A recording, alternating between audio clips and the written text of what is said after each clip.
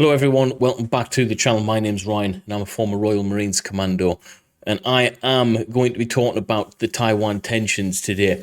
Been Ukraine dominant over the past 3-4 months on the channel. You know, we've swayed back and forth with a few other things happening around the world, but in my personal opinion, the next big mainstream thing relating to war, relating to tensions, is going to be Taiwan. Now, if you're keeping up with mainstream media and stuff, you'll know that it's been sprouted, or it's sprouting up everywhere. All right, there's talks about what could and couldn't happen.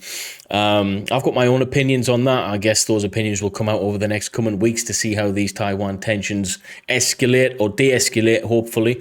But I bet the thing that I think needs to be answered is, could Taiwan defend itself against China? Now, that's the question of the day, and I'll throw that to you guys in the comments, but we're going to get into that today. Let's do it.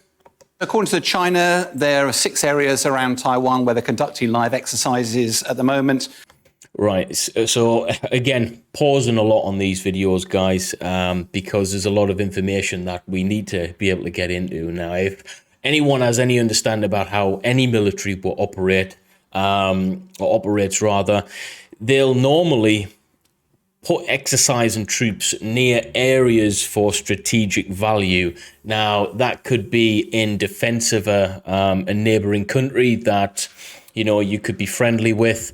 That could be in defense of your own country that you think might be under threat, or that might be an offensive move if you're actually thinking about doing something that the whole world, in this case, would rather you not, but your areas of interest is actually in trying to pursue that area. And in my personal opinion, China is looking at Taiwan as a possible place that they can have, you know, just like Ukraine and Russia is fighting over land at the moment. I think it could be a similar thing here. We've seen China and Russia almost partner up over the past couple of weeks, especially in terms of how they're going to be moving forward with currencies and stuff like that. They're challenging the US dollar. I'll let you guys do your own research on that, but it's interesting, and I think China is probably thinking along the same lines. There's a bit of traction at this moment in time within certain regions of the world with, you know, challenging the narrative, the mainstream. I think China's going to do the same thing with Taiwan. But I hope I'm wrong, guys. If I am, then there's going to be a lot of content on YouTube on this. But if I'm not, then this is the chance to talk about it. And according to Taiwan, they've seen a lot of the Chinese aircraft, fast jet operating out to the west as well. Undoubtedly, this is a bit of saber rattling, but it's a complex history, Taiwan, which we don't really have time to go into today. Suffice to say, Taiwan is about the size of Wales, but one of the most densely populated countries in the world. Okay, so Wales, if you haven't been to the United Kingdom, guys, don't worry. Wales is quite a big area in terms of, if you're from the UK, you'll think it's a big area. If you're not from the UK, it's not really that big, okay? We would train there all the time. It would be pretty easy for us to get all over Taiwan if we had the right kit and equipment. So if China does want to take this place, you know, bearing in mind they've got the biggest naval fleet on the planet. Correct me if I'm wrong, but I'm pretty sure that is the case. Maybe it's not as powerful as the United States fleet, although they have more in terms of infrastructure, in my humble opinion, not as capable. But we'll not get into that on this video. You look at the way Taiwan is situated.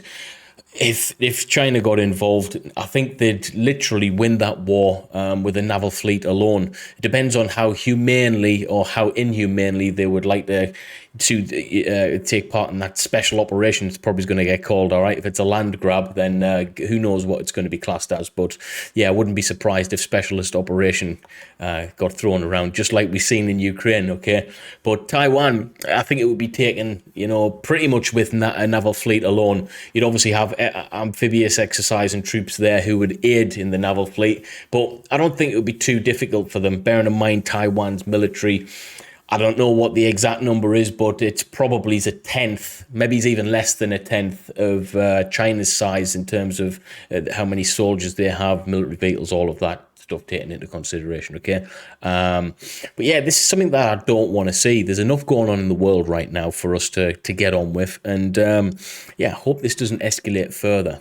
It's in the South China Sea, but it's not just about Taiwan. It's 168 little islands that are all part of Taiwan as well. And it's got real military significance because if you can populate islands that are off your shore, you can militarize them and therefore extend your boundaries and your borders, provide greater security for China. Back in 1941, Taiwan was used by the Japanese to launch the attacks on Pearl Harbor, and General MacArthur at the time said it was almost an unsinkable aircraft carrier, such was its strategic importance in the region. Okay, so strategic importance, we're hearing this word, a lot by this individual. I think he was a former Vice Air Admiral or Marshal, and he knows what he's talking about, okay? I like to look at this place a little bit like Britain's Diego Garcia, which we rent out to the United States. Strategic value in terms of where they could launch themselves from. Big naval fleet, would it be a good staging area to house a lot of that fleet there so they can, be a rapid reaction force? Why are China wanting to take this this island for strategic value? What are they afraid of? That's the thing. So if this is going to be a potential place that they're going to use as a staging area, why? A staging area for what, may I ask? That's the big question. These are the things that we need to be asking through these little things that build up. Well, let's look at it more than just a land grab. If they're going to use it for military strategic value, why? In defense of what, or in offense for what? That's what I want to know. It's also, China lacks any deep water ports in the northeast of the South China Sea. So its submarine fleet have to do the last element of their journey to port on the surface, which... Right, so for that alone, we've got our answer, all right? Biggest naval fleet on the planet. They want to extend their capability. Remember how I was talking about they might have the biggest naval fleet, but their capability isn't as good, in my humble opinion, as the United States. The United States has all of the infrastructure to correctly house their naval capability. They can launch from numerous locations around the globe. Maybe China's wanting to extend their capability, okay? And this is probably what it is. If you look at where it's located, it's the perfect little island for them, all right? Perfect little island to be able to stage loads of troops and launch at a moment's notice. I can understand why they would probably want it, but, you can't just go around grabbing land. It's 2022, and we're seeing a lot of these crazy fools who run countries just deciding to, we'll take that land, we'll just take it over. It doesn't matter about the cost of life. We want it for our own good. It's selfish. Which is clearly not ideal. Whereas Taiwan has some deep water ports, would therefore, if China was to dominate Taiwan, they would be able to have free access into the Pacific and also dominate the whole southern region.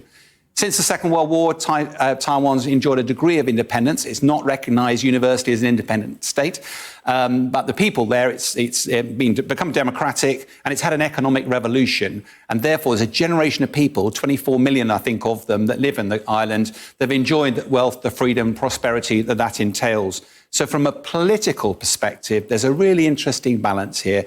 China wants to assimilate Taiwan back into China, but wants to do it peacefully, but it absolutely does not want to see Taiwan become independent with everything that might involve. And that's why we've got to see this US policy of strategic ambiguity over the last few years.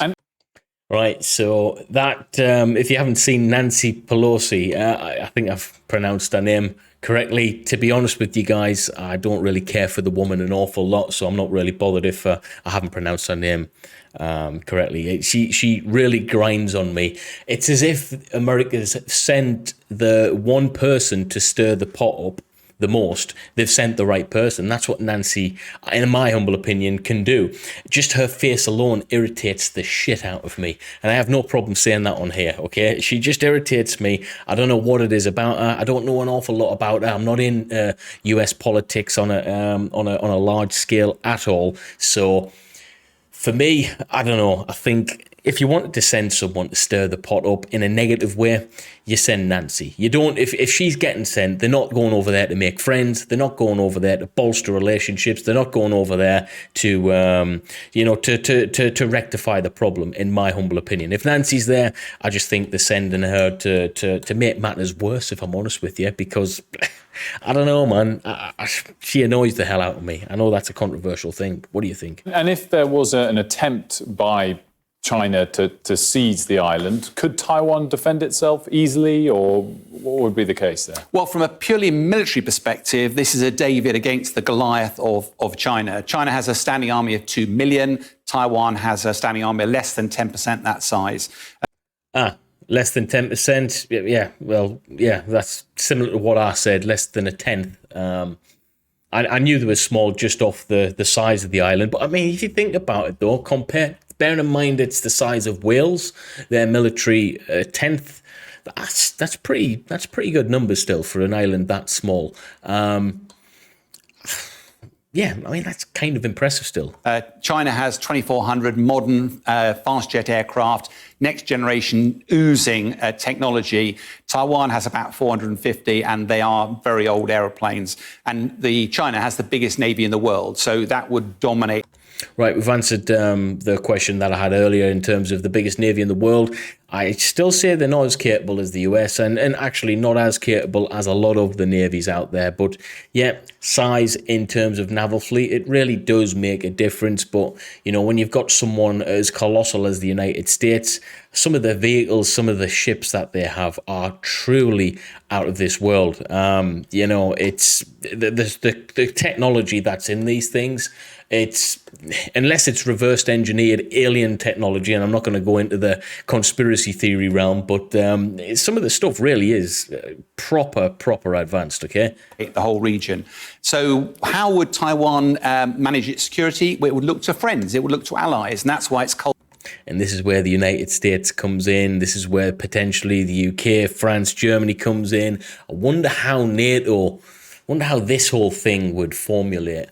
I know we're talking about East Asia and stuff, but I wonder how that whole thing would come about. You know, is this another forced way of putting people into action because of a potential threat, i.e., China? You know, they're stirring up the pot situation like I'm talking before. Nancy's over there stirring up the pot. It means that, well, you know, Taiwan's probably is going to feel more inclined to join a group of people who could protect them. Going to piss a few other groups off, you know, China, hint, hint. I don't know. It's funny how this whole thing kind of unfolds before us. But, yeah, we don't have to be careful what we say, but you can kind of see why certain people would be getting angry with this situation. Yeah, is it going to force Taiwan into a position where, you know, instead of defending themselves, they ask for help, and then that help has to be official help, you know, i.e. joining something like NATO? I don't even know if that's something that would be possible. Cultivated a friendship with the US over the years. The challenge, though, really is, would the US come to its aid should anything happen? And of course, as has happened with Russia invading Ukraine, NATO's been very clear not to get directly involved. So China will have assessed that. So from a military perspective, looks quite bleak. The one positive is that Taiwan is an island, and therefore any assault would have to be an amphibious assault. If you wind your clock back to the Second World War... Amphibious assaults are horrific, require a lot of moving parts. You're effectively, you know, you're a shooting target, aren't you? Let's be real. You're a shooting target for those who are in heavily defended positions, waiting for your arrival and literally just pick you off. There is ways to mitigate that, and I think the technology in ships now, in armament and artillery, is a lot better. So unless Taiwan has a heavy artillery capability and a better air capability than China, which I don't think they do, they won't be able to withhold the amphibious troops off that are getting launched from the ships. And in this case, could be just getting launched from China because they're that close. Overlord, when we had to liberate France, we only had a gap of 20 miles, not 100 miles. Mm-hmm. And any invasion force would be really, really vulnerable. So it's a difficult equation from a military perspective. And what's next? What can we expect to happen in the coming days? Well, bluntly, the tensions in the region have been around for a long time. And I think what's heightened at the moment is the Russian invasion of Ukraine. Boom. He said it. I think I said it earlier. The fact that, you know, what Russia is doing at this moment in time is it's almost set a precedent for those who want to do the same thing for the same reasons. Do I think China's reasons are exactly the same? No. But do I think they're going to go about it in a similar fashion? Yes, I think they could do, because, effectively, NATO has already said they're not going to get directly involved with Ukraine, i.e. sending, troops on the ground, boots on the ground and stuff like that. But they are helping with in terms of munitions, weaponry, training, facilitating of the training, money and all of that is helping Ukraine massively. But in terms of putting NATO troops on the ground, yet to happen, guys, unless I've missed something in the news over the past week or so, which I don't think I have. So with that being said, if there's no direct threat from NATO and only an indirect, then if China can mitigate those indirect threats by having a better logistics chain than Russia, I do think they'll probably have a better chance of overall succeeding within Taiwan, if that's what they want to do, And again, I'm not a military expert. I'm just trying to put my own logic on the situation. An amphibious assault would be very, very hard, though. Very, very hard. But if they put all of their might in their naval fleet into practice, I think it would be something that Taiwan might just even put their hands up and go, hey, what's the point in this? What's the point in risking all of our lives? But it's a sad state of affairs over there at this moment in time, guys. I hope it doesn't happen. Because China, who's long had ambitions about Taiwan, but wouldn't really have known what the West's response would be, have seen what's happened with Russia going to Ukraine, have seen the fact that America has not got directly intervened, and therefore there is a risk. And let's face it, Ukraine is a sovereign nation, whereas Taiwan is not recognised as such. So and there's no question that China might have felt emboldened in this strategic balance. I think they certainly have. It's clear anyway that they have. This hasn't just came about all of a sudden. This has came about, during the we're not even in the aftermath of Ukraine yet. It's a thing that's ongoing. So yeah, I definitely think they've been inspired by that.